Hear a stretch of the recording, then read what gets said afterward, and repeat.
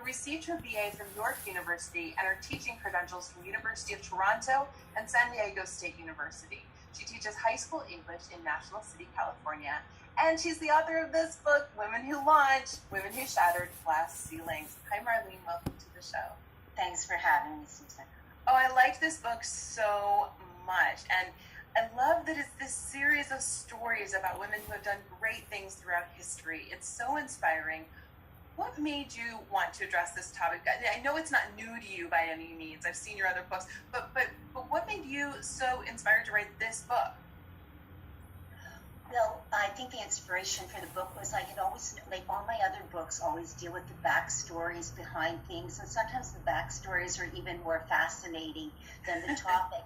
And I had always known, for example, that Anne Jarvis had started Mother's Day or things like that. But then I thought, and then I just got the idea of the 1950s woman who lunched as opposed to the woman who launched. Therein lies a huge difference. So just to show how far women have come in their accomplishments, I decided to compile women who had shattered glass ceilings, not just in the business world, but in just different aspects. Because I thought, let's take them back from behind the curtain and bring them to the forefront where they belong. I really liked learning about so many of, and I love that they're all little vignettes.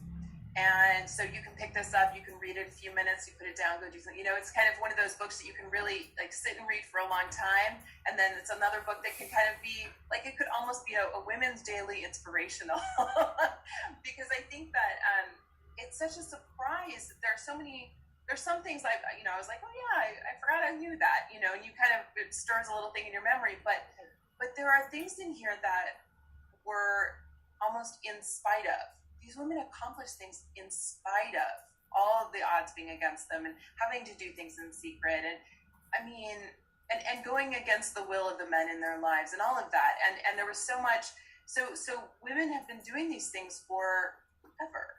And I loved that. I loved that notion. And it made me feel stronger as a woman, made me feel proud of these things. What do you think that these women have in common that women could draw from, that women could learn from today?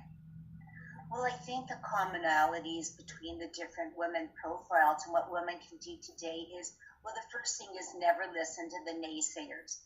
Because all these women, like, for example, the woman who started Spanx, her family said, something, if it was such a great idea, it would already have been done.